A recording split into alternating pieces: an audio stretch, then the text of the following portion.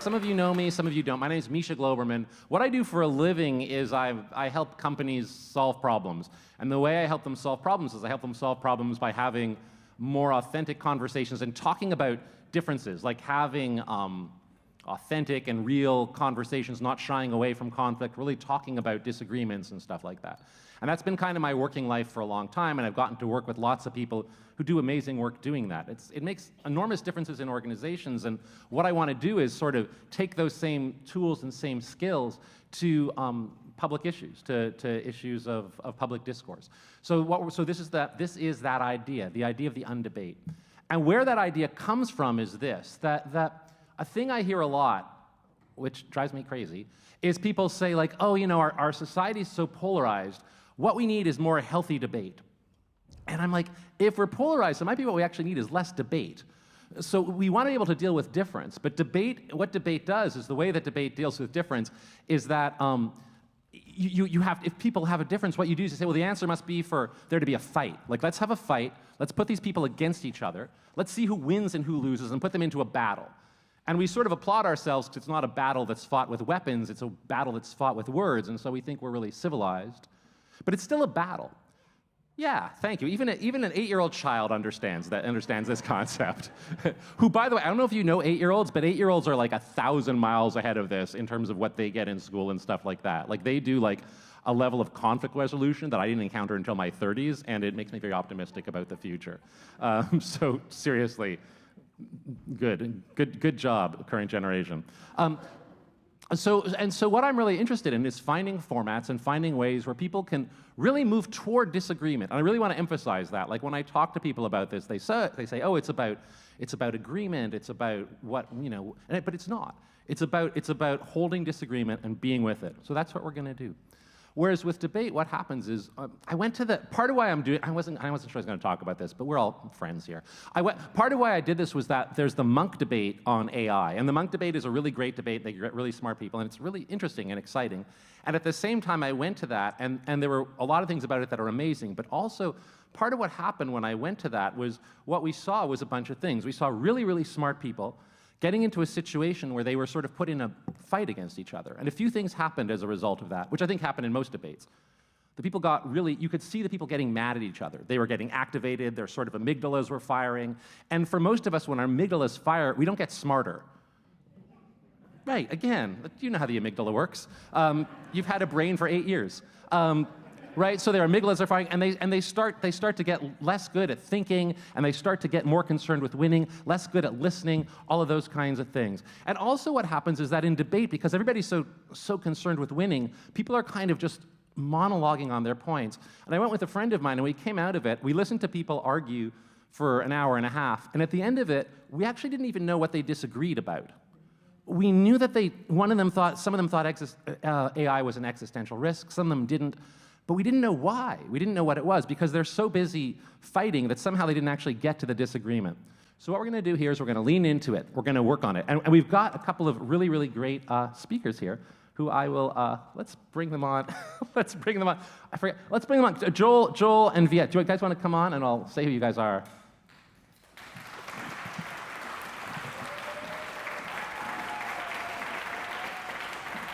This is Viet.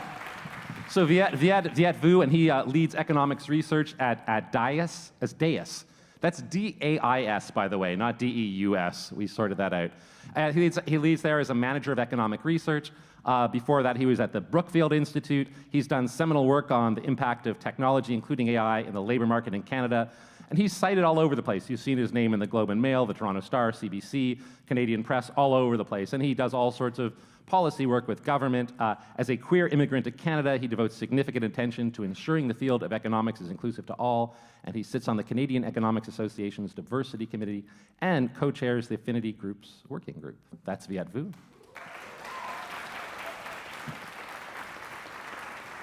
And you can sense the intense animosity he feels towards Joel Blit to my left.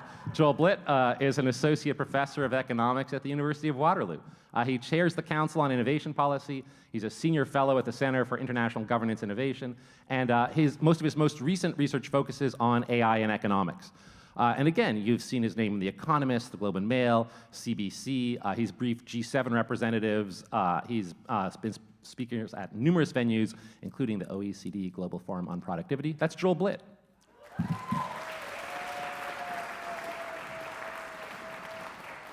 So part of what debate does, a lot of what debate does is it separates and polarizes. That's why what I don't love about it, that it really does. And in a lot of different ways, I want to do the opposite here. So part of what we're going to do is, in the conversation between Joel and Viet, we're going to try to explore the differences, but in ways that don't polarize and separate people. But I'm also interested in just connection in general. And I was talking to someone out in the lobby, and they were saying, I think everyone here is it's curious, smart people who are here. And so part of why I'm doing this too is I'm interested in community and connecting people to each other.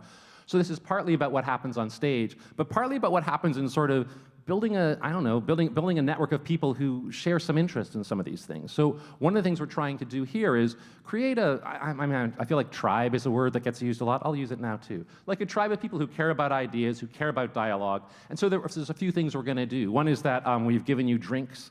So maybe that helps. We'll be also, after the event's over, the event's going to end around 8:30. The bar will stay open, and we'll also have some snacks. So you can stick around for drinks and snacks and talk to some of the other great people who are here. We've started a Discord server. If people want to chat afterwards, you'll get the invitation to that. So I really encourage you to get a chance. The people here really are, I know about a quarter of them, and they're pretty awesome. So extrapolating from the others are probably pretty good too. The other thing we're going to do is, like, at a couple of points in the event, we're going to ask you to talk to other people here. How many people knew that? Hands up if you knew that. Yeah, it was in the email. Okay, so what I'm going to ask you to do is in a minute, so it's going to happen pretty soon, I'm going to ask you to, like, at a couple of points during this event, just to talk to people around you, and I might ask you to talk to people who you don't know. I know that can feel kind of awkward or whatever is a forced thing, so just by show of hands, how many people are, like, reasonably comfortable talking to another person in this room? Hands up if that's you. Okay, anybody not comfortable with it? You guys rock. I love the people who are like, yeah, I'm too shy to talk to other people. You're my favorite kind of people. So you can opt out. Don't talk to them. Those three people. But everyone else is fair game.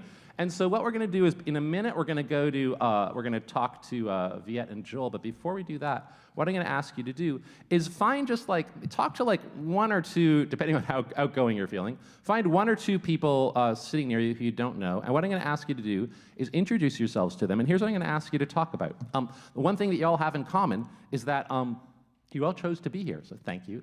And so what I'd like you to do is find one or two people who you don't know and talk to them. And we'll talk for about, 3-4 minutes.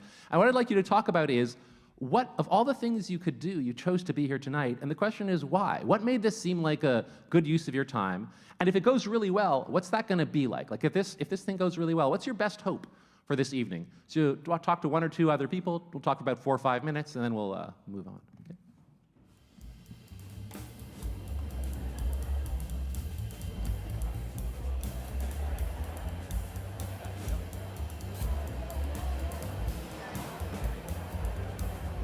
All right, and that's all the time there is. That's all the time there is for that. If I get people's attention back up here.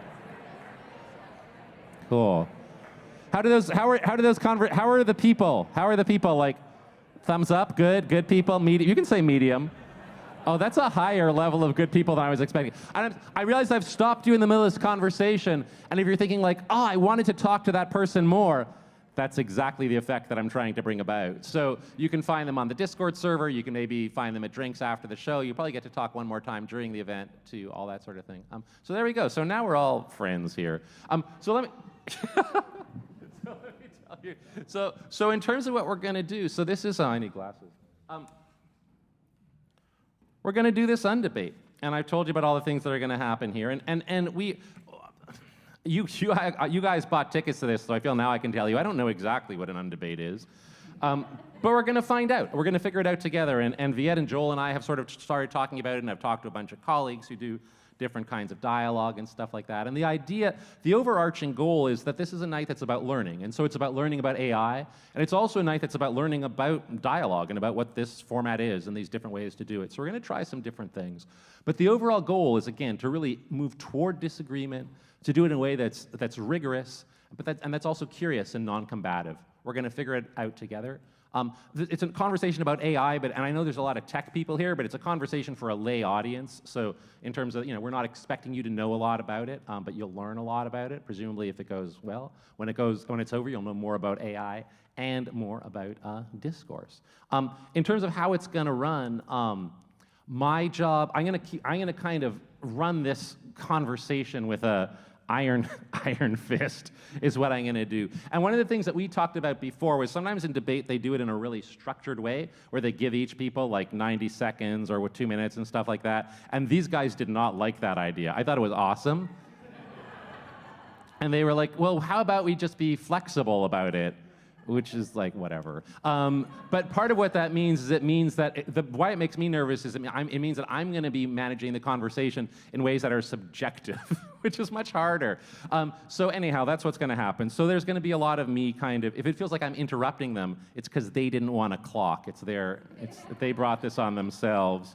So we have that. What else do we have to know? The other thing I'm going to say up front about these guys is I think they're really nice and reasonable. So I'm going to try to like really dig to find the disagreement between them. I've been like bad-mouthing them to each other a little bit to try to get a little bit of aggression out of them. So we'll see how they go. And I think that's about it. My sense is that this thing will end probably about 8:30 or so, and then afterwards, again, you can go outside. There'll be drinks and snacks and all that kind of stuff.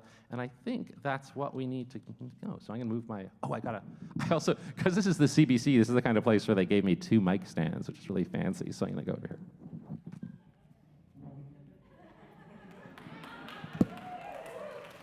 Your taxpayer dollars at work right here, ladies and gentlemen. All right, cool. So what we're going to do is we're going to dive into it. We did a lot of stuff to make sure I wouldn't have to move this stand, and now the sound techs are going to be like, screw that guy.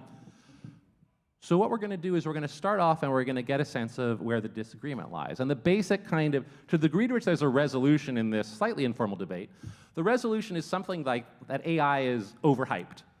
And specifically, we're thinking about, when we talk about AI, what we're talking about here is like the societal impact of AI in the next few years. So the idea is like, one thing that we hear is like, in like, over a period of like, in the near term, that in like 3, 5, 7 years, like AI is going to upend the economy, it's going to change everything. It's something that a lot of people seem to think, and that some people don't think. And I think one of the people who doesn't think that is Viet Vu. So Viet, do you want to say a bit about, why does it mean for you that AI is overhyped?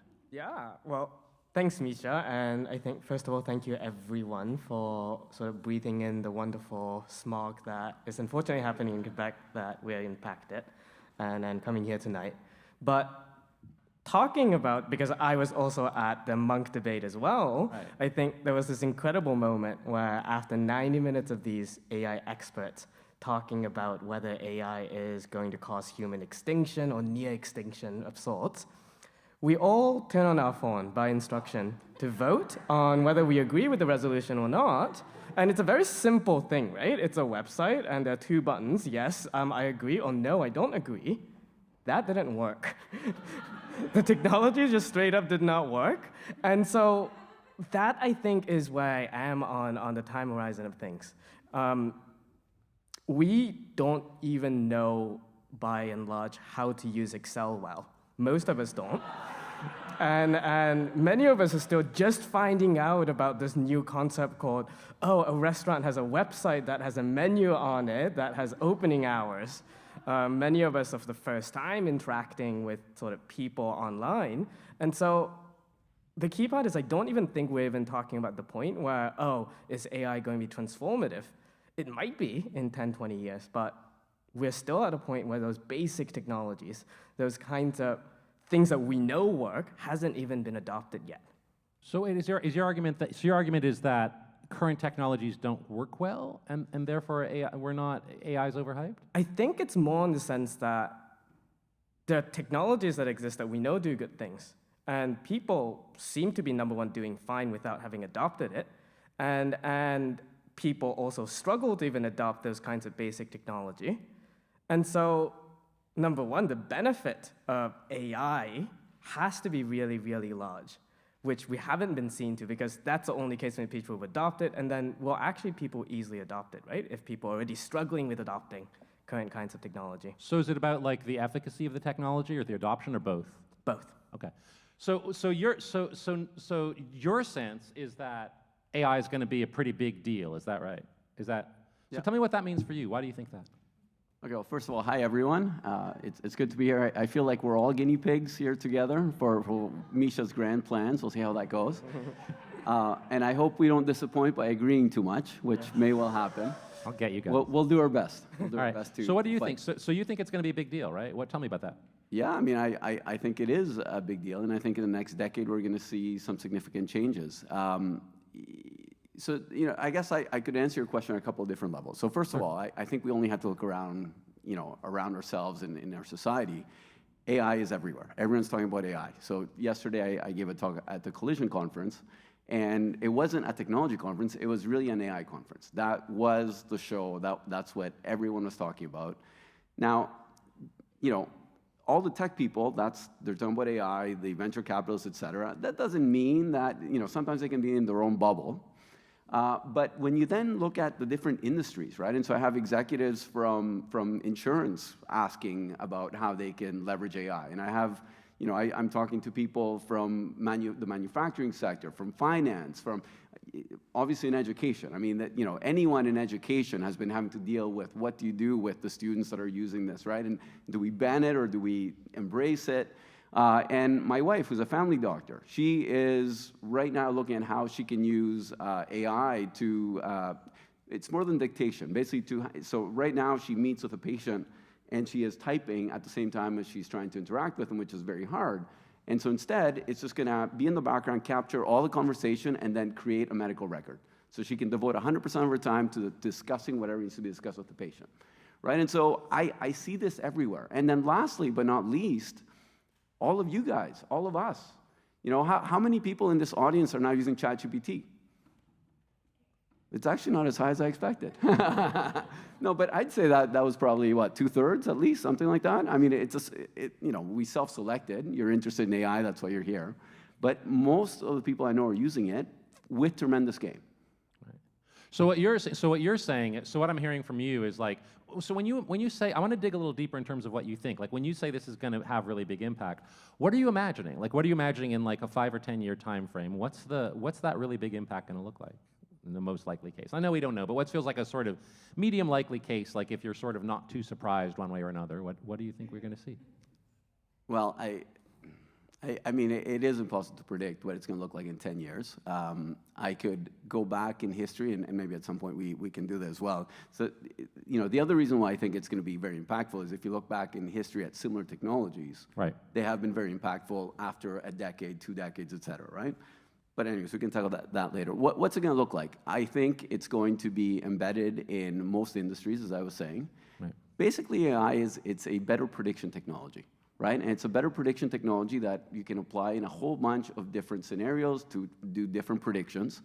And so if you have any business function that's prediction, whether it's predicting inventory levels that you're going to need, predicting, you know, the prices of your inputs, predicting whether it's going to rain tomorrow, you know, anything at all, you can usually find an AI system to drop in there that's going to do a better job of whatever prediction algorithm or person you're using right now.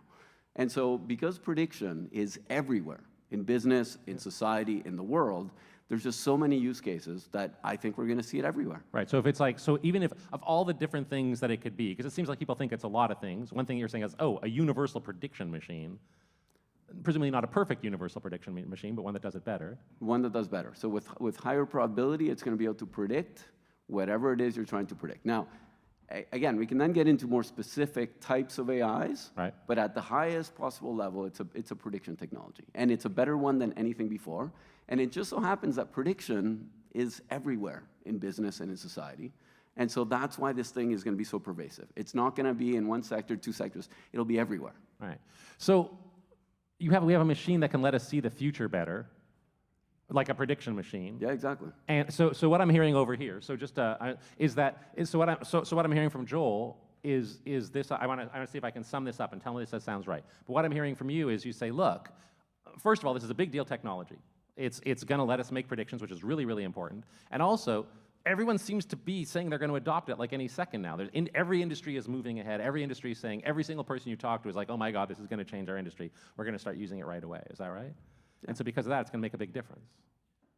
Yes, I mean, we have the pre-existing conditions for it to make a really big impact. Okay, great. Yes. So what feels not right about that? Where do you disagree with that?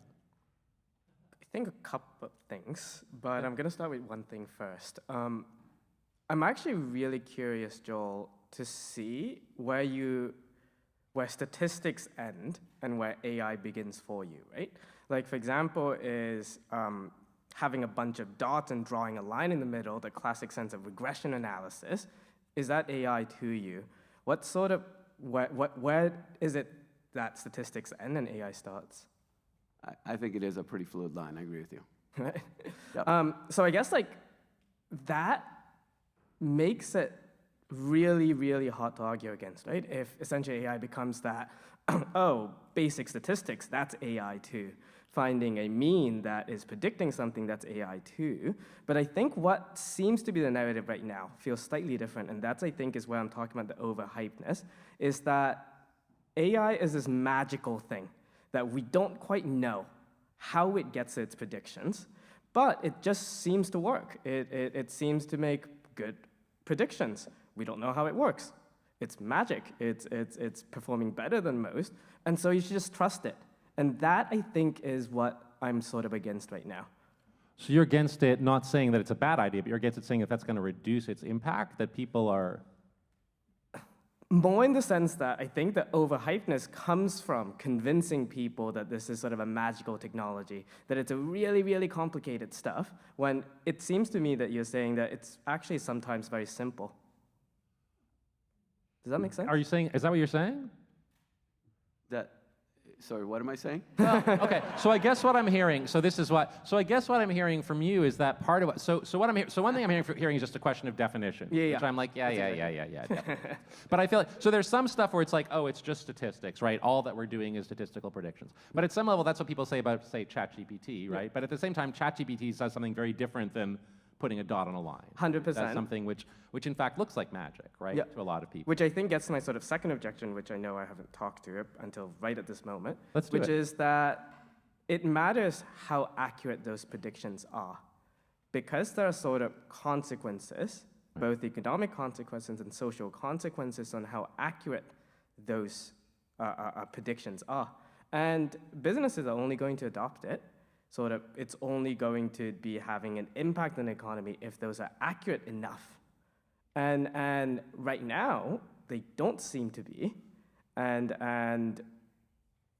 I don't think that the current course of technology in the way that it is, we can improve that accuracy. And does that magical black box, is that part of the problem with accuracy? Because one of the things is the idea, like when you say it's magic, I'm not sure, like one of the things I've heard constant complaint about AI is like, sure, it makes these predictions, but it can't explain why, and so it makes it hard to trust it. Is that part of the problem too, or is that? It's not quite that, right? Because even though, look, when a model has a couple of 100 billion parameters, no one will sort of be able to understand what each of these couple of 100 billion parameters influence a particular prediction. But you know the rough logic by which it makes those predictions. You know the theoretical foundation behind it, which is a kind of explainability. Okay, so you're not concerned about that. You're not concerned about the black boxness. You're just concerned about the fact that it's unreliable in some cases. Yes. Okay, so how does that land for you? So what I'm hearing from Viet is like people aren't going to use this because it's not really reliable. So Joel, you think that lots of people are going to use it, but it's not reliable, so they won't. Is that a fair summary of it? Yeah. So how does that land? So let me, okay, so first of all, it doesn't have to be perfectly reliable. It has to be better than the previous technology, which it is, right? And so why are firms adopting it? Because the combination of accuracy and cost is good enough that it improves upon the previous technology, and therefore it makes sense to adopt it. And to some extent, the proof is in the pudding because firms are adopting this thing. Now, I completely agree with Viet's point more generally that until the prediction gets good enough, we're not going to see a profound effect on the way that our businesses run. I'm sorry again for agreeing. No, it's all right. But it's got academics, so what did I do? It's going to happen a lot. It's okay. So I completely agree with Viet on that. So, once technology gets good enough, and again, I feel like I want to go and give a history lesson here of like past. Am I allowed? Do it. Yeah, sure. You want a couple of minutes to do a history? You guys love a history you guys lesson, like history right? lessons? Okay. That's my demographic. Awesome. Okay. All right. So, so AI is a general purpose technology. So we economists call it a general purpose technology. It means that it's a technology that's pervasive, and that means that it's not just going to be applied in one sector or be applied in many sectors. It's ongoing. It has ongoing improvements, right? So it's not a fixed technology. It's constantly improving. And it has innovation complementarity. So there's other technologies that are evolving and improving alongside, and there's an interplay between them. So, a typical one would have been computers and computer software, okay? So as it turns out, there has been many general purpose technologies in history. For example, the steam engine, electricity, more recently computers and the ICT revolution. And so we can, if you want to know where AI is going, you can go and study what has happened with those technologies. And if you look at each one of those, there's two big lessons. The first lesson is it takes time to truly feel their impact. Okay, and so I'm actually helping my opponent here, right?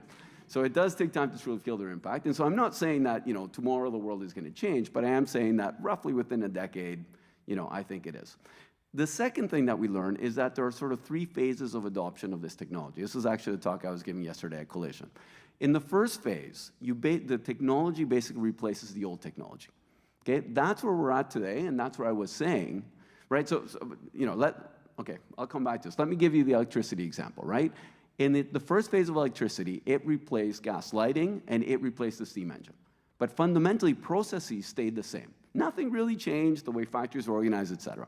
In the second phase, that's when people reimagine the way that you can organize factories, businesses, business models, processes, everything, using the power of the new technology, right? That's phase two, and that's a transformative, disruptive one.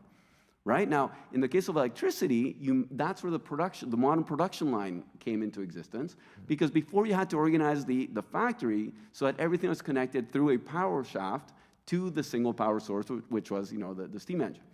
So that allowed, that based on the technology, we could completely redesign a factory.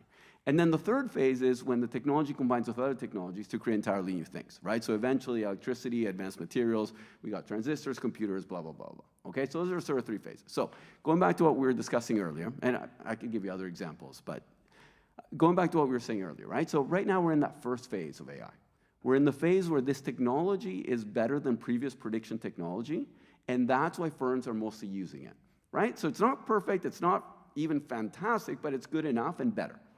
Now, where it's going to be truly disruptive and truly change everything is when we move into the second phase, right? When it gets good enough, to your earlier point, that we can fundamentally reimagine the way we do our business. For example, imagine Loblaws, right? Your Loblaws, and now you have almost perfect prediction, right? Instead of being a brick and mortar store, you're going to have a truck that's going to drive around neighborhoods, because you know when that person's going to need bread and milk and whatever else, and you'll drop off what they need. We're not there yet, right? But I think that is coming up in the next decade to 2 decades. And that is a true disruption that I think is already underway. So I'm curious, is there something in there that feels like a source of disagreement to you? Because there's a couple that I'm hearing from you, but I wouldn't mind letting you guys go just a little bit more. How's that? What in there doesn't sound right to you? So I'll start with what sounds right. All right. I promise there's a disagreement. Not an anti-debate, guys. Yes, there's a disagreement. No, that's fine. That's fine. It's part of it is figuring out what we agree on. What sounds right, is absolutely, that is how previous waves of technology has often impacted the world. The time horizon has also been much, much longer. And so I think what we're disagreeing here is, what is the time horizon this time? Is this time different, right? But in terms of what I disagree, I think it's actually towards that last bit, where I actually don't think conceptually it makes sense to ever reach a point where it will make perfect predictions, particularly because this is, again, a statistical technique, it's the statistical tool, which, above all, prioritizes the idea of averages. That's simplifying a lot of things, but it just finds a whole bunch of averages. It finds the most likely scenario, while understanding that all of the other possibilities are also possible as well. It just doesn't have as high a probability of occurring. That's why it outputs that single thing.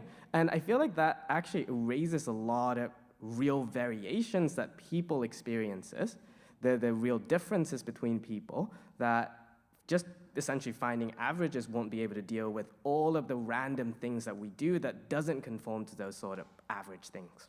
So I want to see if I can get at what what I'm going to keep doing here is see if I can sort of get at the crux of the difference. That's kind of what I'm trying to get at. And so I'm going to try to capture what both you guys say, and you can see if I've got it right.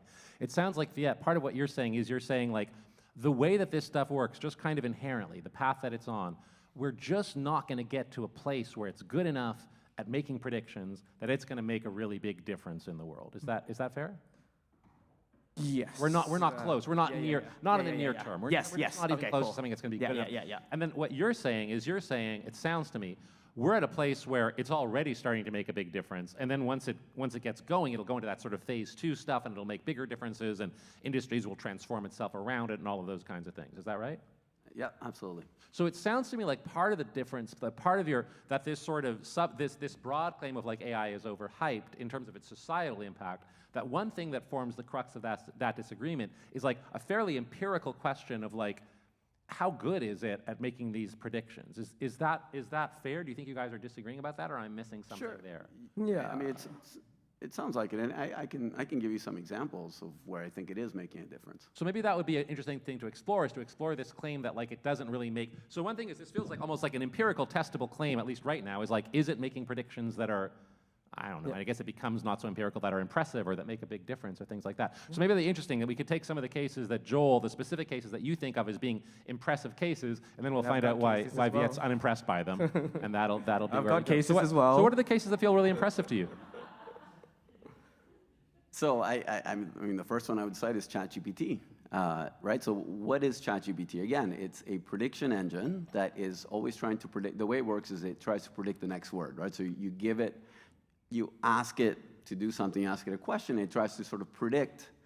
It generates a sentence by always predicting the next word that should go after the next word. It sounds kind of crazy that this is how it works, but fundamentally that's how it works. And it's able to generate tremendous results, right? So as it predicts what the next word is, it actually comes up with coherent sentences that for the most part are answering the questions that we're asking, that for the most part are summarizing a huge amount of information when we ask it to summarize information. You know, when we ask it to help us with ideation, coming up with ideas for a new institute that I'm trying to create to compete with Viet's institute, you know, it's true, actually. That's how this gets fun. If that's okay, so go on, sorry. It actually is a true story. And so, you know, the first thing I did was I went to ChatGPT and said, okay, here's what I want this institute to do. Give me some ideas, so help me brainstorm on possible names. And so it's predicting what kinds of names are going to be consistent and agreeable with my description of what this thing was going to do. And it generated, you know, I'm not going to say that it was amazing and I took them right away, but it gave me a list of about 20 that got us started, and so it was incredibly useful. I mean, I use ChatGPT all the time. I use it almost every single day. I use it, don't tell it, is this public? I use it to write papers. You know, they never end up looking exactly like what ChatGPT spits out, but you know, I often send in like, you know, give me a first draft of the introduction. Here's sort of the brief outline. And again, that's all based on prediction, and that is one use case where I think it's, you know, to me, I can give you some statistics too if you want. Yeah, of course. You like statistics? I love them. Good. Love them. All right. So for example, so there's some recent studies that have come out. Obviously, ChatGPT has only been around for about 6 months. Academia is fairly slow, but there's a recent study that came out trying to measure how much ChatGPT can improve writing speeds. And the answer is it's about 59%, right? So they basically created 2 groups, a control group that didn't have access to it or limited access to it actually, because so one group, they actually told it about ChatGPT, they helped them, they gave it to them, et cetera. The other group, they did nothing. So if they wanted to use it, they could have. And this group ended up writing 60%, 59% faster than this one after they gave them ChatGPT, right? Because they started by not giving them anything, so they compared the 2 groups. After they gave them ChatGPT, they wrote 59% faster. There's a similar paper that looks at programmers and how much more effective they are when they have a co-pilot, which again is like ChatGPT for programming. And I think there the figure was like 56% faster, 57 is in that ballpark. A recent paper looked at, so these are 2, you know, experiments basically, right? They weren't real world. There was a real-world paper that recently came out as well that actually looked at a company that did customer service, and they said, and they were implementing a ChatGPT similar to ChatGPT, to basically help with the conversation, so a conversational assistant, and that improved productivity by about 14%. Now, the really interesting thing is that in all three of those cases, what it did was it brought the lowest levels up, right? So a lot of the other technologies that we've seen in the past, helped the most able people most, and so therefore created disparity. These actually helped, the worst writers were the ones that benefited the most, not surprisingly, the worst coders, the worst customer service reps with the least experience, et cetera. Now, I just want to share one more example. There's a recent paper that came out in a journal of the American Medical Association. And what they did was they looked at questions that patients were asking doctors. I think these were historical questions, right? And so they had the data of what patients had asked and how doctors had responded. And then they took those same questions and fed it to like a ChatGPT type agent, and they looked at what answers it gave. And then they got a bunch of experts, so other doctors, to rate which answers were better. Now, which one do you think was better and more complete? ChatGPT was better and more complete. But here is the kicker to it all. The doctors judged that the output from ChatGPT was also a lot more emotionally attuned to the needs of the patient. So Viet, your claim is these technologies don't make anything. Like the reason it's not going to matter is that they're just essentially predictive technologies that don't make any claim and they're not going to. What I'm hearing from you is the state of the technology right now, like not even some future version, the state of it right now, we have studies where it shows it does things like 50, 60% faster for worse, across the board, and produces work in some pretty important areas where it seems like it does better work. So how does that, so presumably you disagree with something in there, and what is that? Here are my list of papers. Paper number 1. And this actually talks about Midjourney, which is another one of these generative tools that sort of draws pictures for you, right? And this was a fairly simple experiment. It asked, oh, show me a picture of a doctor. Oh, show me a picture of a criminal. Oh, show me a picture of Y sort of person. And what they found was that the racial bias that was imbued in the result that was generated didn't just reflect there's a common sort of bias or the common distribution. It actually tripled it in the sense that the distribution of let's say, a particular terrorist, let's say wearing that turban, that bias, was actually about 3 times what societally people think the actual distribution looks like. And so it not only got it wrong, it got it more wrong than the population normally would. Paper number 1. Going to paper number 2, here's another, I think, a fascinating case. Can I interrupt you for a sec? Yeah. Here, the thing that I want to watch for, and I'm going to do a process note here. Yeah. So when I went to the monk debate, what it felt like to me, and again, that's certainly this is the monk debate. The thing that I really found was there was a point where what it got into was people just were giving pros and cons that weren't actually addressing each other. And so I want to know where this it is going somewhere. Okay, it is going somewhere, I think. Yeah. I trust you. Yeah, I will quickly go through. So in this example number 2, I'll skip paper number 2, is that there was this company, right? And that is actually a really, really bad case of it, where the company's entire point was to provide mental health support. And they essentially decimated their call center respondents and inputted ChatGPT as a chatbot to help support mental health patients. That experiment is a big, big, painful word that they used, ended when they realized that ChatGPT actually started affirming anorexia patients about their eating disorder. And the idea here is, coming back to that example of a doctors perhaps rating that ChatGPT responses to be more credible, generative AI still are designed by humans, and it is designed to be confident in its answers with that particular system. And oftentimes, it is confidently wrong. And it actually takes a particular kind of expertise to be able to tell whether it's wrong or not. And so what I'm not saying, and this is the point I was getting to, is that what I'm not claiming is that this technology doesn't have potential, that it doesn't have any users, but by sort of rushing to adopt it, by rushing to replace the way that things are used to be done willy-nilly means that we also can't be thoughtful about it. Is that perhaps the sense that we feel right now is that we have to race to adopt this technology. We have to compete against all of these other things that unless if we adopt it faster than this other competitor, we're going to fail, we're going to lose, our economy is going to be decimated. When we should be thinking very thoughtfully about places in which this technology can in fact help, and places that, quite frankly, doesn't help to adopt this technology. And I do think that the level of hype, the level of sort of pressure that the current discourse places on us allows us to be less thoughtful, or like doesn't allow us to be thoughtful about this. I guess here's what I want to check in on. I'm trying to remain a moderator and not a participant, which I'll fail at again and again. But part of what I want to figure out is it sounds like what you were saying was you're like, these technologies aren't going to make a big difference because they don't make a big difference. They're not that good. Essentially, they do prediction and the prediction's not that great. They're not good enough. And then what I heard from Joel was like, I don't know, these aren't obscure examples. These are writing, which is like 80%, like you'll go, what 80% of most jobs are, writing, and then like, medicine, which is like a job we've heard of. Like it's not, it's not some weird obscure thing. It's like a big deal job, a certain branch of medicine, not all of medicine for sure. That there are these studies that seem to show that at least in those cases, it's faster and it's better.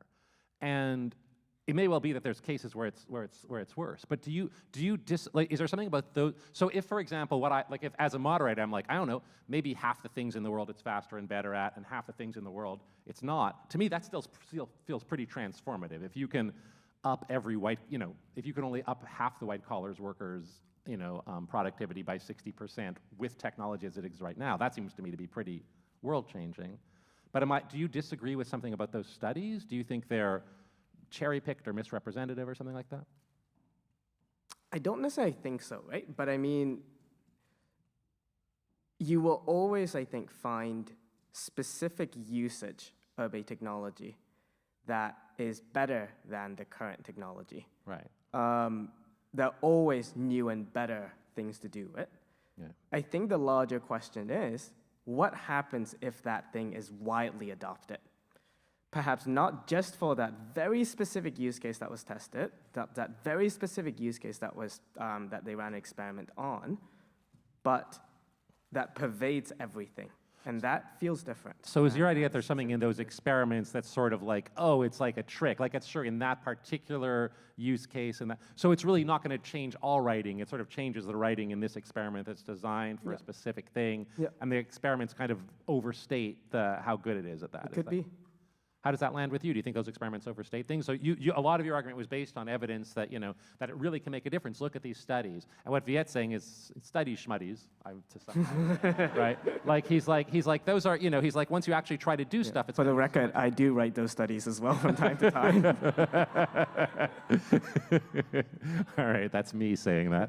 So what do you think? Do you think those studies really like in important qualitative ways misrepresent the impact of the technology?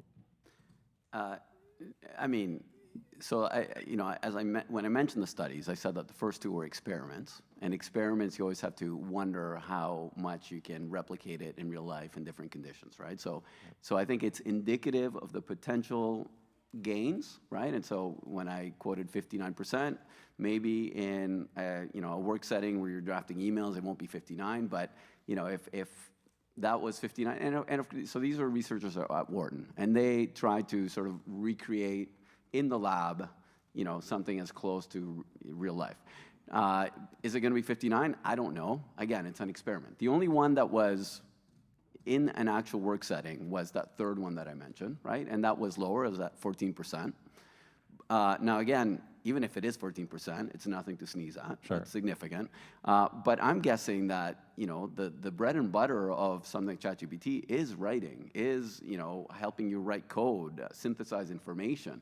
I think anyone that has used it knows that you can enhance your productivity in that quite a bit. I know that I think my productivity, I don't think it goes up by 60%. Maybe in part because, as I said, for the good writers, the impact was much less than that 60%. For the not so good writers, it was way bigger, right? So, yeah. Where do you put yourself in exactly? I think I just told you where I put myself. Clear. But I mean, I feel that for me, it's probably like a good 20, 25% productivity increase when you include the synthesis of information. Like, go and get me information on this and that, feed it to me, and then I come up with an outline, and I tell, okay, give me a first draft. If I ever encounter writer's block, you know, sort this out for me, and then I iterate on it. That's how I use it. So do they seem crazy to me? You know, 60% seems a bit high, but again, I don't want to quibble about the numbers. It's just a matter of, you know, these are, and again, I want to reiterate, this is the first phase. This came out 6 months ago. And so if we're talking about where it's going to be in 10 years.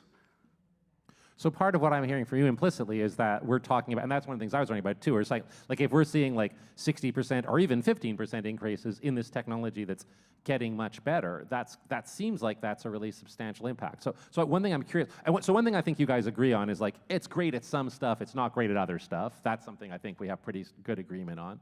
It's not perfect at anything. Part of the question I think is going to be like, what stuff and how much stuff. But one thing I'm really curious about is I realize one tacit assumption that I have is that, like, I think I keep saying is like, and that's just where it is right now. So I have a tacit assumption that I think you're making more explicit, which is that it's going to keep getting better. And so I'm curious, do you think that's true? Like, I think the reason many of us are in this room right now is like, whoa, this stuff seems so much better than it was 18 months ago. And so one question I think is it going to keep getting better, or do you think, so what do you think is going to happen there? Because that would make a big difference, right, if it gets a lot better. So I don't think well, I think that's unfortunately the wrong question to ask, even though Joel and I both know what long-term growth is, which is that it's probably going to become better. I don't think in 100 years we're going to have probably, 5 times the wealth if we manage to solve many of the crises we currently have. But what matters, I think, is the next 18 months. And what I do think is quite funny is that we've now gone from 60% to 14%, which I take it as a win for me, as de-hyping the AI hype. So I'll take that. But I do think it's fascinating, and this is me perhaps speculating a tiny bit now, seeing after the release of GPT-4, Sam Altman and all of these sort of generative AI experts suddenly sign a pledge that says, guys, we need to take a pause. This is too crazy. We can't move fast. We need to be pausing for a little while, right. and until we know what's going on. And what seems to be potentially the case, and this is sort of rumblings, right? And I can't, neither Joel and I are technical experts on this, but there are credible people who are saying that, hey, this technology that exists right now maybe has hit its ceiling, that for it to be the next breakthrough, you would need a bit of a conceptual change in the way that these technologies are being created, that you can't just keep adding more parameters to a large language model to improve its accuracy, that you can't just have an expanded set of training data so that the hallucination problem goes away, right. So that it's generating the real stuff. And so I'm just saying that there might be a breakthrough, right? There might be a massive improvement, but I think that will require a big shift in the way that these models technically are being created right now. I'm not sure I understand what you're saying, because my understanding of what that letter was saying was that lots of people who are in the industry or who are experts were saying this technology that we have right now is so powerful and growing so fast that it would be irresponsible to let it grow because we don't know what the impact is. That's what the letters seem to be saying, is that right? And what you're saying is that the motivations are the opposite of that? Is that what you're saying? Yeah. Okay, so it's that these people have a stake in ensuring that continued investment flows into their companies, that the technology is still seen as something that is amazing, that is an incentive there to overhype that technology, because that will ensure that there's continued investment going into it. That's sort of not necessarily conspiratorial, that's normal incentive in how it works, right? You're a salesperson, you're selling a technology, and saying that, hey, this technology is so amazing, it can potentially be dangerous. And we need to pause. But by the way, because Sam Altman just sort of announced privately, I think this happened last week, that, I'm currently building a personal assistant that is built on ChatGPT. That doesn't sound like pausing to me. That doesn't sound like they're too concerned about the existential risk of this technology. So that's interesting. So I want to be careful. So one question I think that's an important question, and again I want to tie these in so they're not just counterpoints, but they're sort of tied into the thesis. So the overall thesis that I feel like we're building up, or the disagreement, is that on this side the claim is these technologies are already, and again tell me if I'm getting any of this wrong. These technologies already have pretty big impacts. They do stuff better. They do some important stuff better than people. They do some important stuff faster than people. And they're probably going to get better, and that's a pretty big deal. And what I'm hearing from over you is like, they're not so great at all those things. And also, maybe they're not going to get better so fast. And then this is where I'm going to throw in my thing as a layperson. As a layperson, an idea that I encounter very often is, and they're growing so fast, which is certainly many of our, I think, subjective impressions for the last 6 to 18 months, to be like, whoa, where the hell did that come from? And for me, it's interesting. This is one thing that I know in my work that I find really interesting is that people can look at the same piece of evidence and interpret it as meaning completely opposite things. So one thing that I've taken as evidence for the idea that this stuff is growing really fast is the idea that hundreds and hundreds of experts are saying this stuff is growing so fast that we have to slow it down because it's dangerous. You're looking at that same piece of evidence and taking that as evidence that it's actually not growing fast at all. Is that right? Yeah, I guess so. Cool. So let's take a minute. So that seems like a really interesting, I'm not sure how critical it is, but I find it so interesting that I can't resist it. So do you take the letter? So the claim that Viet's taking is that that letter saying AI is growing too fast, we have to slow it down. Viet's like, see, that just proves that AI is actually not growing very fast in current models. That's why I don't wear a tinfoil hat to sleep. How does that land for you? Does that, and part of what you're saying is you're like, it's simple economics. Look at the incentives. So you're an economist. Does that land true for you, or how does that land for you? So I think when people like Jeffrey Hinton quit Google and state publicly that they're really worried, I do believe that is mostly sincere. Having said that, partly for sport, let me team up with Viet against you on this one, because it'll be much Okay, all right, sure, let's do it. All right. I knew it was going to just turn against me at some point, like AI itself. Go on. Yeah, but so we always have to worry about regulatory capture, lobbying by entrenched incumbents, and that's something that we as economists often think about. And if you think about the incentives of, say, OpenAI, if they can convince the government that, oh my God, this is an existential threat, we need to regulate this thing, and we need to shut it down and control it and whatever else, that's going to keep further entrants out. It's going to adversely impact others way more than it's going to adversely impact them that have already built this thing. It's already in use. They have now the resources, the power to try and meet any regulations. It's going to really hurt the open source community. It's going to really hurt the little startups. So right. I'm not saying I agree with Viet, but I'm saying it is a coherent argument, and there is an incentive for these players to actually do this. Do you think that it's possible that what they're saying there is true? Like, do you think that there's because a view that seems like a commonly expressed view, and maybe not a commonly held view, or maybe a commonly held view, is that this stuff's not just growing like a regular technology, that this stuff's going to grow in a point beyond that. Do you think that that's sincerely held by some of those folks, or? Oh, I think I think it is sincere by most of them. I mean, if you ask me, I think there's a non-zero chance that this is going to destroy humanity, right? Like, I really do believe that. What's the percentage? I don't know. I'm not an expert. Don't ask me. But it is real, and I do believe that for most of them, they do believe it's real. I'm just saying, there are certain incentives there for some of them to be taking that position, and we can't sort of, ignore that completely. Yeah. But you don't take the letter as irrefutable proof that the technology is not accelerating, which I know you don't either. Well, no, I mean, obviously, so that part of it, I don't agree with, right? Or at the very least, I think it's highly unlikely that the reason why they're taking this position is because the technology is sort of hitting a wall, and this is sort of their defense. That doesn't land as likely for you. And so for you, you're like, it's just not going to get any better. It's not going to get that much better. It's sort of plateauing. And that's based in part on, I think, your understanding of the technology and how it works, and your idea that it's just statistics. No, that's right. Yeah, and then some early results that I think came out about 2-3 weeks ago, right? Where this idea, and actually really, really important on where this technology goes, is that if it is in fact the case that the economy is the way going the way that Joel is painting it to be. That's increasingly more writing that gets published online, more content that is written online comes from ChatGPT, which I think can be a real issue, because one bad way in which that can go is misinformation and the spread of sort of wrong things, deliberate actors spreading wrong things and harmful things online.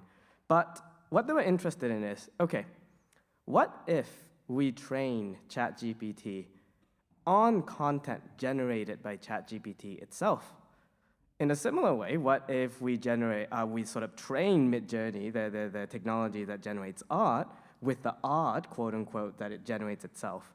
And the result is actually quite stunning in the sense that the quality of the output, the moment it starts getting trained by the output it itself generates, deteriorates really, really quickly. And the idea here is that what that seems to be indicating is a continued need for human data, and that's what this technology will need, which is, I think, where I am going to about that idea of this technology as a wall, not just because of the fact that, just by itself, just adding more, you can't improve this model by adding more human data, right? And you can't improve this model by training it more on the things that it itself generates. It's going to hit a wall. It's run out of fuel. We've given it all the fuel that it can get. It's not going to get that much better. Exactly. And then you're like, I don't know, it might kill everybody. So I want to dig a little deeper into that, because there's something in that feels incompatible with what Viet is saying. And I'm curious, like, when you think it might kill everybody, like, what is it?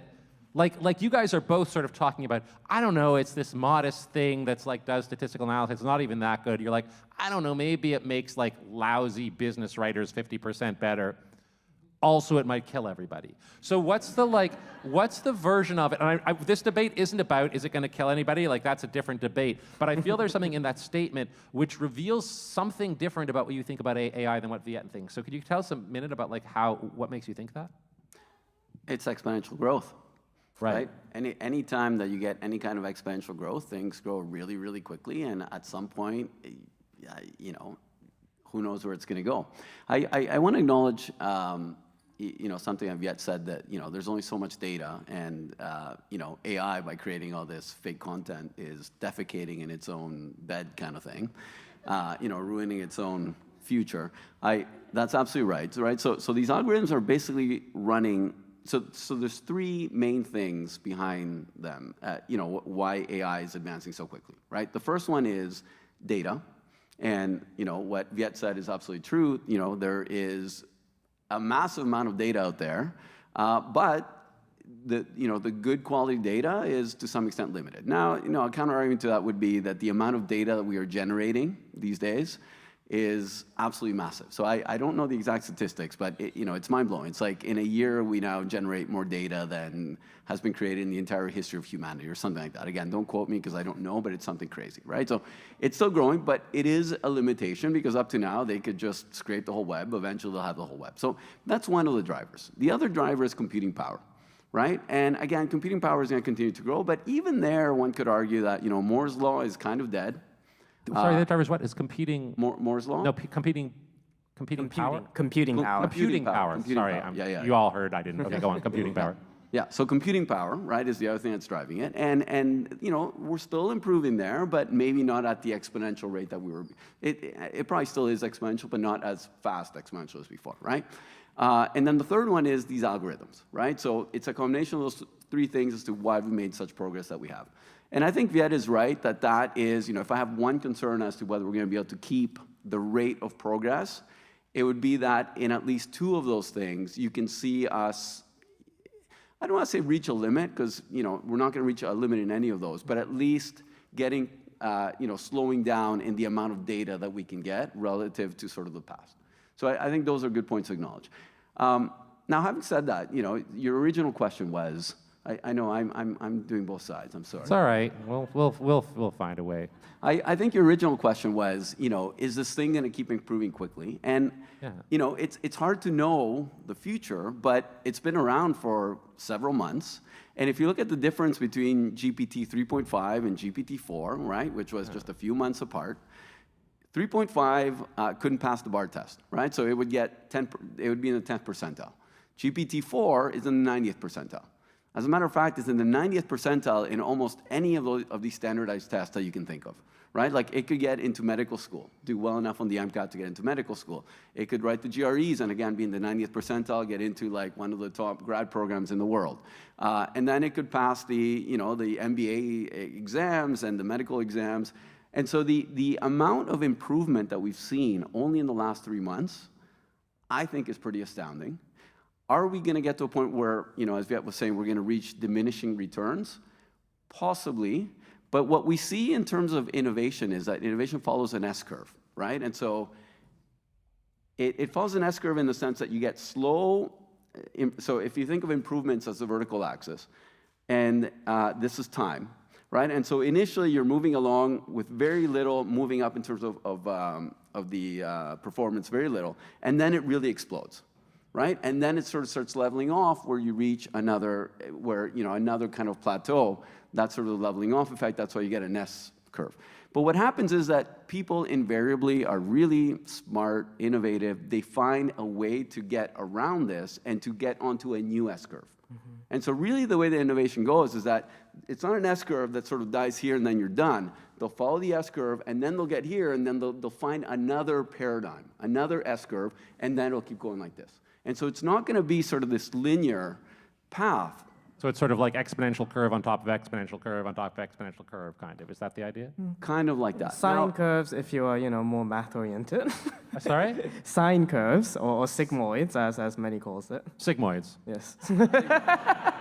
I saw people had It is some definitely for the actually out in the audience. bar. People had some sigmoids. I heard people say, "Hey, nice sigmoid." And stuff. It's happening. Math is okay. So that tends to be how innovation grows. Is that right? It is. I mean, it's a little bit of a leap of faith. But if you look at most past innovations, when they seem to be hitting a bit of a wall in this dimension, they found some other tweak or whatever. It's like computers, for example. Moore's law says that the amount of computing power has basically been doubling every 18 months or so for the last, 5 decades. It is starting to hit a bit of a wall, but hey, here are sort of photon computers, here are quantum computers.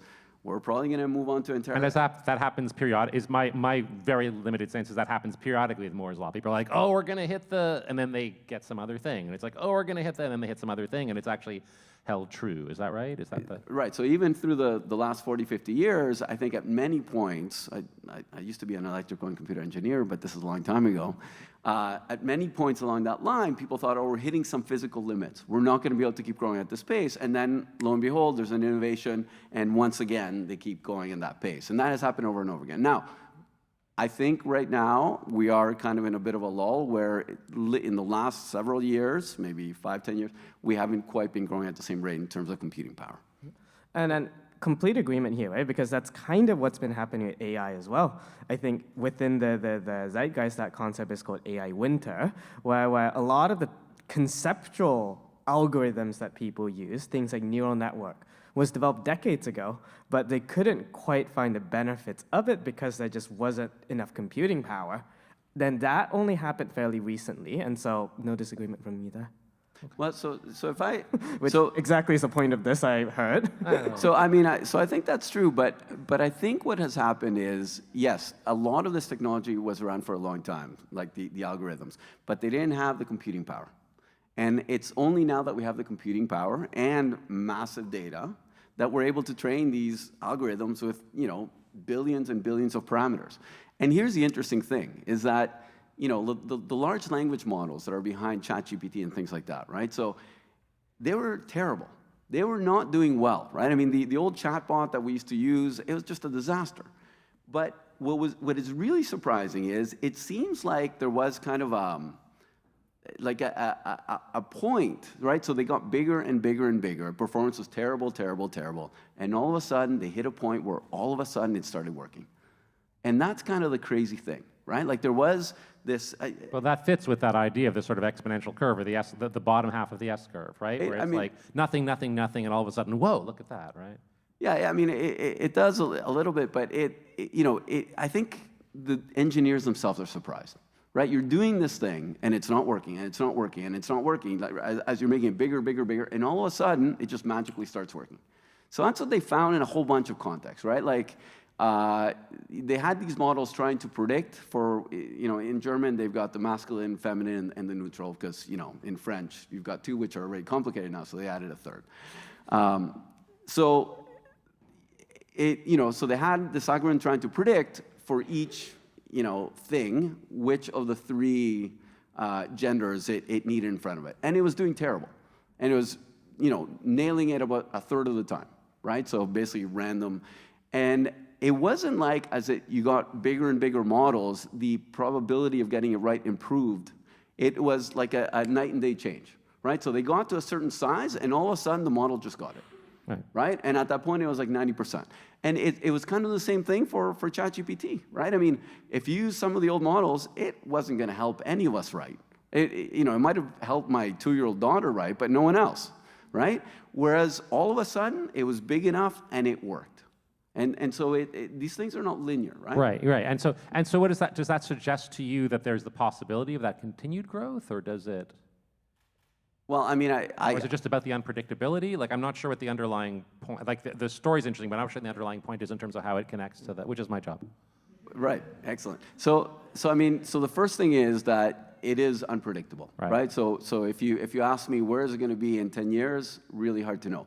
But the second thing is, we still have a ways to go, and in the last little bit, whenever we've added a little bit more data, a little bit, it's just made a huge. So I guess that's what I'm hearing. Maybe part of the idea here is that the idea is that it's hard to gauge what the future version of it is going to be like by the present version. So if we're looking at the things now and say, yeah, the present version, it's not so great a prediction, maybe it's not as good in all these things, but the experience thus far has seemed to be that this thing's sort of not so great, and then we just throw a bit more at it, whether it's a bit more innovation or a bit more compute or whatever it is, and all of a sudden it's like, whoa, it does this thing. And so part of the idea is that it might do that again, I guess. Is that what you're saying? Yes, but yes, and let me add one more thing if I can. Yeah, right. So the other part that is shocking, as I mentioned at the beginning, right? So the engineers were developing this thing, and their idea was, we want an agent that can write code. Not code, language, that can write words, sentences, etc.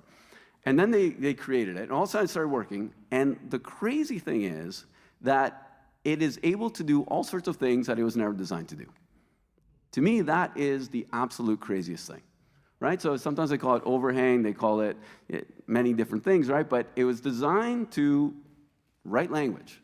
But man, this thing can do your taxes. This thing can, not perfectly, I wouldn't give it my taxes yet, right? But it can do your taxes. It can, you can tell it to write you a computer program to do X, and it does it.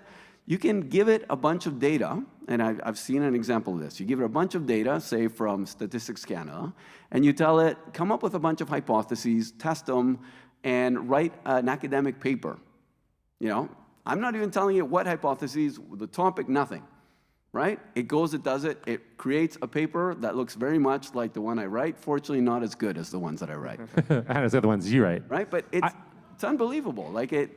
I want to stop there. I feel like we're getting a kind of a picture here, which is, so on the picture on Joel's side, the idea is like, the stuff's pretty good right now. There's studies that show it. There's studies. There's anecdotal stuff. It seems to be getting better. There's reason to predict it's going to get better. You feel like you wanted to say one more thing. Yes, but there was one last piece, which was kind of the punchline here. Yeah. We don't yet know what it can do. No. Right? And so if we're talking about the impact it's going to have on society, how transformative it's going to be, one of the limitations is we haven't had enough time to experiment with it and find out what it can do, and let our own imagination come up with new uses and new ways that we can leverage this technology. Okay, I'm going to stop this for a minute. I want to do a bit of summary, and then I want to go back to you guys and have you guys talk to each other for a minute, because I want to do a bit more of that. So I think we've got this picture where, like, Joel's like, the technology is pretty good right now. There's a lot of reason to suspect that it's going to get better for all kinds of reasons. That's what technologies do. It's surprised us in the past. Here's a bunch of examples of things that we've done. What I'm hearing from Viet is, like, I don't know, it seems like a lot of those examples of how it's so powerful are actually kind of cherry-picked, and they're lab experiments. They don't really reflect reality. Is that close? That's a dramatized version. Okay, it's slightly dramatized version, and like we're gonna amp this up, and also it really feels like in a lot of ways the technology is kind of hitting a wall and slowing down a little bit. That it's not going to keep going faster and faster and faster, and there's all these, and even if the technologies were there, there are these sort of obstacles to adoption. Is that right? And so, here's what I want to ask you. So I just want to summarize where we're at there. What I'm going to ask you to do is I'm going to ask you to find a new. I know you made some new friends, but forget about them. I want you to make 1 or 2 more new friends because those people are from your past, and it's time to move on. I'd like you to find 1 or 2 people you don't know, new people. And what I'd like to talk to you about now is what's been, in terms of what you've heard and seen so far, what's been most surprising or interesting to you? And it can be, and again, I think this is about 2 things. That this event is about the topic and also about the structure. So both in terms of what you've heard about AI and in terms of how the conversations run, what's been most surprising or interesting to you thus far? Let's take about 4 or 5 minutes to talk with some new folks, and then we'll come back and we'll continue from here.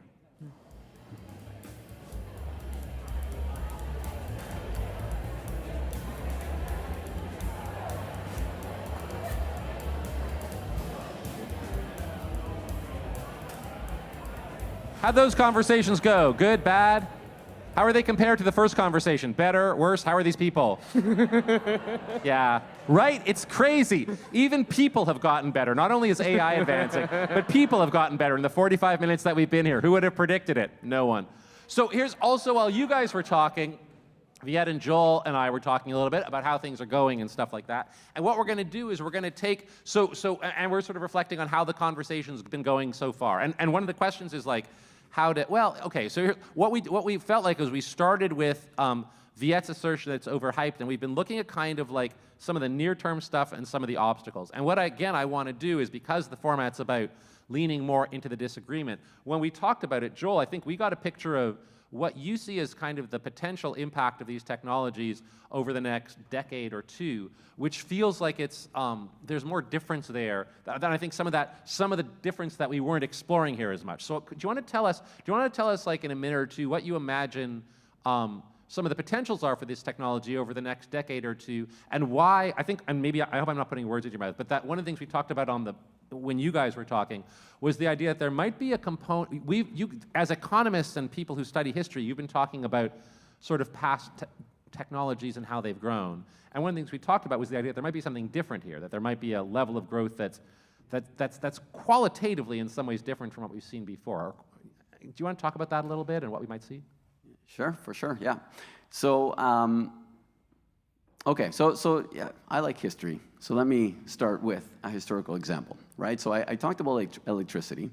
Let me talk about the computer for a second, right? So the computer, it started in the 50s, 60s, had very little impact for a while. But eventually in the 70s, it started being used more. And initially, remember I talked about 3 phases, right? In the first phase, the technology replaces the old technology, right? And so with computers, it was the same thing. The first thing that computers did was they replaced the old technology, which happened to be humans. Those humans were actually called computers. These are people that sat at tables and did arithmetic all day, right? Now, you now had a better computing technology, the electronic computer, and so they were replaced. But you also had then bookkeepers and other sort of back office jobs that eventually were displaced as well. That was only that first phase of adoption, right? The second phase of adoption came later and was much more dramatic, right? So this is when companies realized that with computers, you could control your operations much more easily. They realized that with ICT technology, you could communicate across far distances. And so companies became a lot more decentralized. They started going abroad a lot more, and so we got a lot more multinationals. And they started changing the way they did their business, right? So, if you look at our big banks, they used to be organized around these vertical silos around products. And then they said, well, with computers, we can organize around customer segments. And so computers fundamentally allowed all these different players to radically rethink what they're doing. And of course, eventually, computers also allowed the internet. And with the internet age, we had massive disruption, right? So we had Amazon come up that basically they disrupted the retail industry. They realized that with computers and the internet, you could basically do retail fundamentally different, right? So Barnes & Noble, which was the ones that lost out to Amazon, said, oh, computers are great. We're just going to use it to keep track of our inventory. They just replaced the old technology. Amazon came along and said, no, I can fundamentally disrupt this industry, and that's what they did. right? And that's what Facebook did for social interactions. And that's what Google did for gathering data and organizing data, and also then for advertising. So the same thing is going to happen with AI, is what I would argue, right? So what we've been talking about so far is just that first phase. It's the replace. We're using it, you know, to write a little bit better. So instead of using my own writing time, I use its writing time, right? And that, I'm arguing, or I have argued, does bring certain productivity benefits. In the case of this technology, there's nothing to sneeze at. It's fantastic. But the true disruption is what's going to be coming down the line in the next decade and a little bit, which is when companies fundamentally take this technology, or again, the replace, sorry, not the replace phase, but the reimagine phase is what I call it, right? They take the technology to fundamentally reimagine their business models, the way they're organized, their processes. Things are just going to look radically different, much like the internet age created the Amazons, the Googles, the Metas. We're going to see a bunch of AI age firms emerging that fundamentally disrupt and shake the ground that right now, sort of what we're sitting on, the economic and social ground.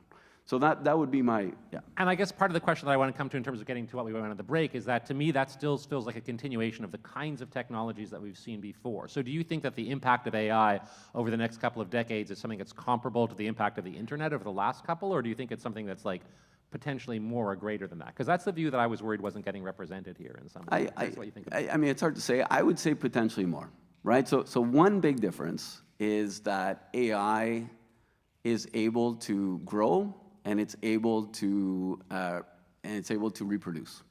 Right now, grow and reproduce. You know, if you go back to sort of grade 7 biology, we all learned that, or science. We all learned that those are two things that we attribute to living beings, right? They grow and they reproduce.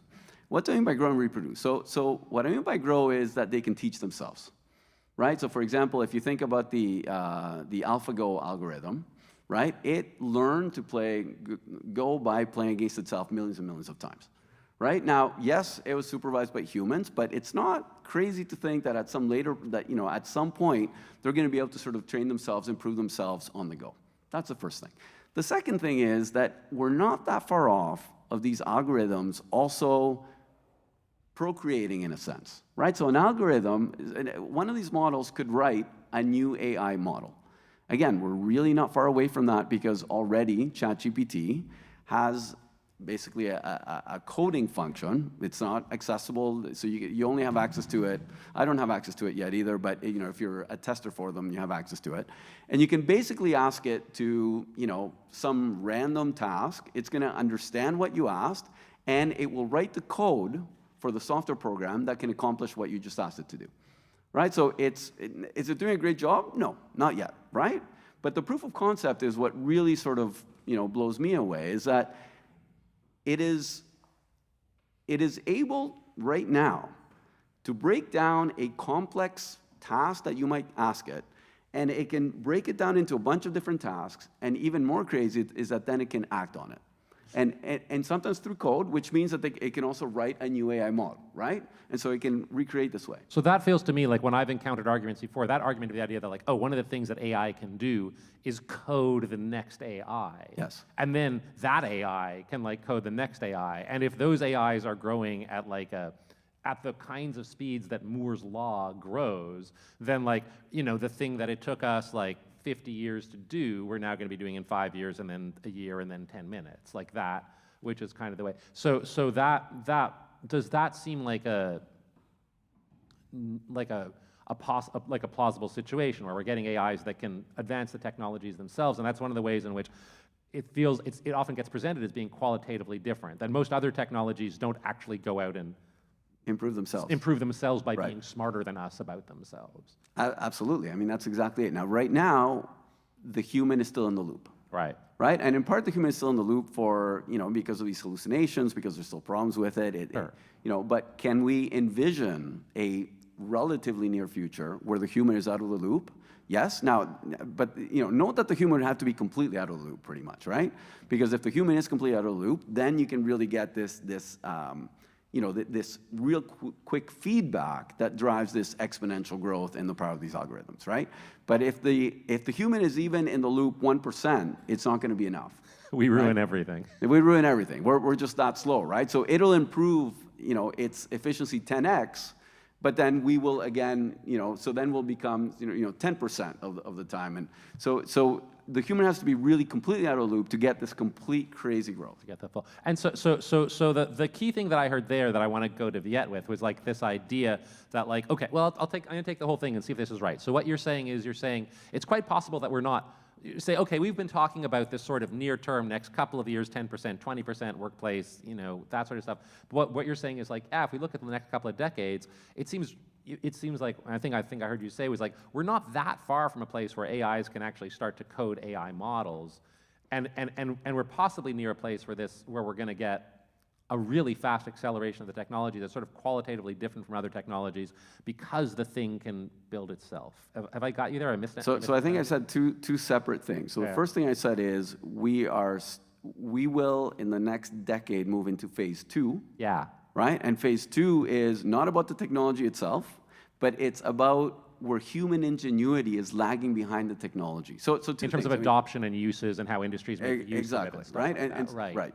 So that's okay. So two things that we're hearing, Viet. And I want to hear how you respond to both of them. So one of them is that this stuff is qualitatively different because we have a technology that can actually build and improve itself, and B, we can't really even imagine what the impacts of society are because people aren't doing yet. We're like Barnes and Noble saying, hey, computers are great for inventory. You can't use them to sell books.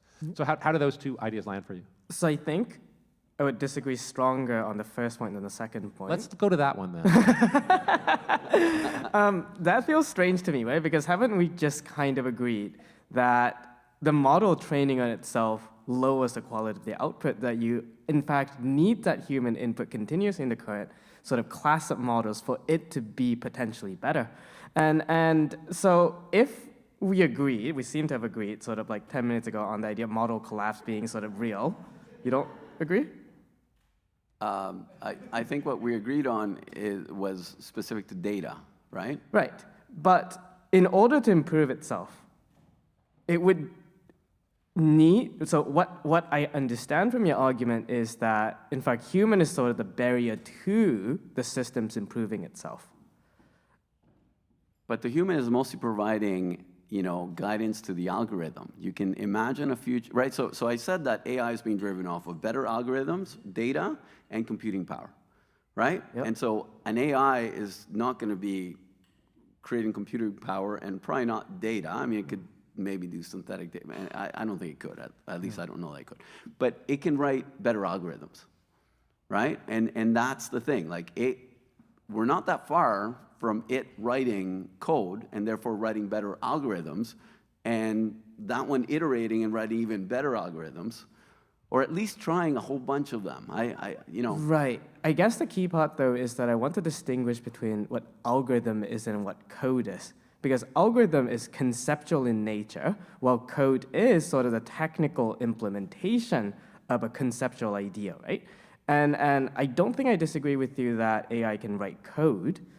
I think I disagree with you that AI can come up with this conceptual idea of an algorithm. Great. So there's a real distinction being drawn there that seems like a useful one. To say, oh, sure, AI can like replace the people who actually do the coding for the algorithms, but the researchers, like the researchers who actually come up with the ideas, AI can't replace that. Does that seem right to you? Again, you can ask you can ask ChatGPT to write code for you to do some abstract thing, and it is going to come up with the way that it can, with the algorithm that it needs to write and the code to create that program to do that abstract thing. And if that abstract thing is simulate human reasoning, would that be too abstract, or can you tell it, hey, write code to simulate human reasoning, and it'll be like, oh yeah, here's some algorithms to do that? I don't know. I'm not an expert. But certainly... Pretend you are. Yes. This is what you do with ChatGPT. Answer as if you were an expert. I'm jailbreaking. Right. I've been trying to jailbreak Joel all night, is what I've been doing. Yeah. So I think that is actually a good moment. Too measured. So I think that is actually a good moment because we actually had an audience come up with a question on what we meant by saying that this thing was a prediction Oh yeah, sorry, machine, thanks. Someone from the audience came up with, yeah, thank you. Yeah. And I think this is actually a perfect moment to address that question in the sense that what we mean by a prediction machine, right? I just want to stop for a second and just get, someone from the audience came up and what they asked was, you guys keep talking about this as a statistical prediction machine, and maybe some of us don't know what that means. Could you tell us a bit about what you mean by that? Yeah. So do you want to... And the whole idea behind a prediction machine is that it's given a whole bunch of input, and it's asked to guess what the most likely outcome is. And that is to mean, let's say that you've got and all of your input being that the weather in the past 2 years. And then it is asked to predict what is the weather going to look like tomorrow. And then through this whole bunch of sort of math and an averaging or bunch of other fancy Greek letter stuff that Joel and I both studied to death, it is going to give you the most likely outcome based on the data and based on the approach that it is given. And so at its core, what it means to be a prediction machine is it is going to tell you the most likely outcome that you're asking it based on what it is being trained on. And when it comes to coding, when it comes to sort of coming up with that answer, you're asking it for an abstract thing, right? One key data source that ChatGPT was trained on is this website called Stack Overflow, where in fact, the entire idea, and it's a brilliant sort of resource if any of you are learning how to code, where people ask questions, and people who know how to code answer that question and give you, okay, if you're trying to do X thing, here's the code chunk that will do that X thing. And so that data set literally connects that conceptual idea to an implementation of code. And so by the system generating a good answer to that abstract thing you're asking it to come, that's not reasoning. That is, in fact, it doing its job of taking all of this data to then output things that it's kind of seen before. I'm not sure if that answers the audience member's question, but I'm going to imagine that it does. So how does that land for you? So what, I want to take a minute. Actually, I'm not sure we get at. So part of what you're saying is this thing can do the creative work of coming up with new algorithms, of actually improving itself, not just doing sort of coding grunt work, but potentially of actually coming up with new algorithms. Is that?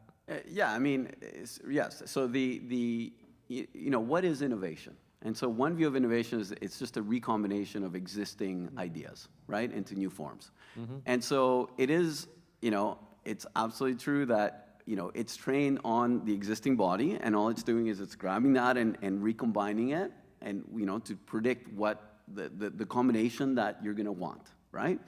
And by the way, that's why it's so good at say drug discovery, right? You want to create a drug to do X, you tell AI what compounds should I consider. It's amazing at things like that, and that's how it creates music, right? It takes different pieces of music, kind of breaks them down. Okay, how can I recombine them to create music? That's how it creates. But the interesting thing is, if this is how innovation works, is it not innovating when it's recombining things to create an entirely new thing that maybe has properties that earlier things did not? I would consider that innovation. So a question. So there's. It sounds like like a fundamental disagreement in terms of like the actual ability to do this stuff is whether it can actually do things that are genuinely innovative, whether it's just imitating things or whether recombining things is what innovation is. So do you think at some level and fundamentally it can't innovate? I mean, let's take it as the premise that it can sort of recombine things. Has there ever been a scenario in which a truly transformative innovation has occurred because of recombining existing ideas? Yeah. Has that ever? Oh, I'm curious. I did not think that this was like in the final minutes going to come down to a discussion on the nature of innovation. But sure, let's go there. We've got a couple minutes left, and we're going to try to wrap up. We combine the phone and the computer. That's what this is. Actually, according to Steve Jobs, it's 3 things: an internet browser as well. Okay, an internet browser as well, right? But I mean that is how it works. Yeah. When I think what's coming down the road, I think one of the killer apps is going to be we're all going to have a personal agent, right? And we're not going to go and consult Google and get a bunch of links. We're going to have a personal agent. We're going to say, go and get me all this information because I want to do X. I'm going to tell my personal agent, go and book me a trip to Spain.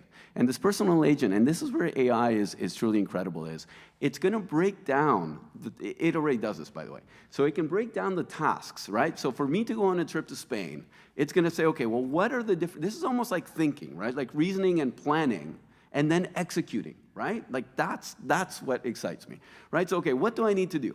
I need to go, and I might say, I want to go to the beach, and I want to go take in historical sites. So it will go and say, okay, task number 1, research good historical sites. Task number 2, research the best beaches.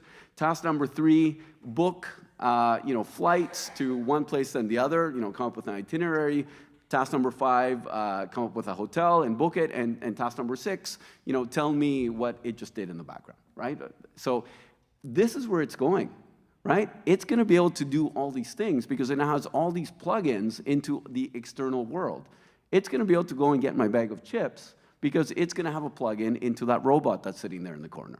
And that's where the possibilities are just going to expand and be, it'll be crazy. So it sounds like one of the fundamental things is this like different understanding of what this technology is capable of, which comes down at some level to a different understanding of like where innovation comes from, even of what it means to come up with new ideas. That for you, it's like, oh, if you can just recombine things, you can actually come up with new innovations. And you're like, I'm not sure. There's something more to it. Yeah, because again, I think the iPhone or I think the idea of smartphones, right? It wasn't just about recombining specific technology that existed before. BlackBerry famously tried to do the first iteration of that, of combining a couple of different things. I know there might be a couple of BlackBerry fans here, right, particularly that man sitting there. But it didn't quite work out. And it took until a novel combination. It wasn't just about adding one and one together. It was adding one and one and something else that created the iPhone, that created what became the transformative technology, is that it isn't just about sort of combining one thing in another and sort of mashing them together in any particular number of way that ended up creating transformative and disruptive technology. It needed that something else, and that something else I don't think we fully understand yet. I want to watch. I want to watch for the time, and what I want to do is I'd like to end soon, and I'd like to give you guys a chance to talk to each other. And what we're going to do is invite people to hang out in the bar. Are you guys available? Are you okay to talk to people at the bar about this? If you ask me to. I'm asking you to. Are you guys okay to hang out? Okay, so you can talk to these folks more. They'll be available, and they're humans, and you can talk to them. And I want so it sounds like in the big picture way, it sounds like there's a fundamental difference in terms of where innovation comes from, and whether these technologies are capable of it. Feels like it's one of the things that underlies it. Whether that, in your view, part of what's going to make this stuff so transformative is that it can innovate itself is part of it. Yeah, I'd say that's one of the. I'm not trying. I don't want to be tying too much of a bow on this. That I know. And for you, that's one thing. Another set of disagreements is just about whether we have the capacity to adopt them and how long it's going to take to do that. Mm-hmm. Yeah, like for me, I'd say that's my biggest. That's where I have the strongest opinion, is that if I look at every past technology, it has, similar to this, it has been very transformative, but it's taken a while. And we're now starting to get into that next phase.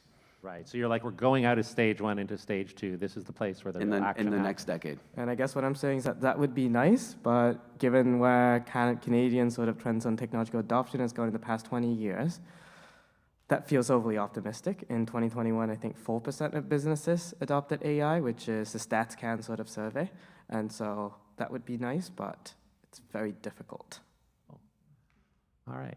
Let's have a round of applause for these guys for their amazing participation. Thank you both so much for this. All came together really fast, and you guys were both like heroic in being willing to take part in this weird experiment that I came to you with. So thank you so much for doing it. And I'm going to give you guys one last conversation before we go out to the bar and get drinks and also little sandwiches. And so what I'd like you to do is find one last group of strangers. And what I'd like to ask is this: looking back on the whole evening, what's the thing that you most would hope to remember from tonight? And then my hope is that by saying it out loud, it'll help you remember it. So talk with other folks, and we'll give you about 3-4 minutes to talk with the folks around you. What is it? And again, it could be about the topic, it could be about the format. What is it that you most hope to remember from tonight? Take a few minutes to talk about that with the folks around you.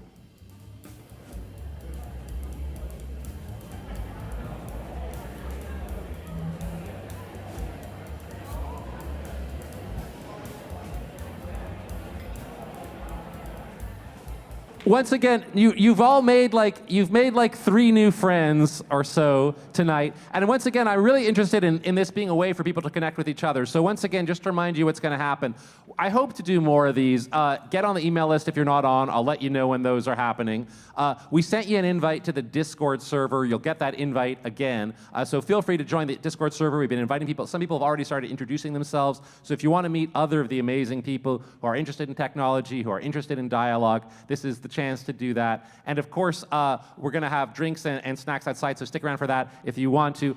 Thank you so much for coming. And again, thanks so much to these guys, not only for talking, but for helping design this whole thing. It was really a collaborative effort, so thank you so much.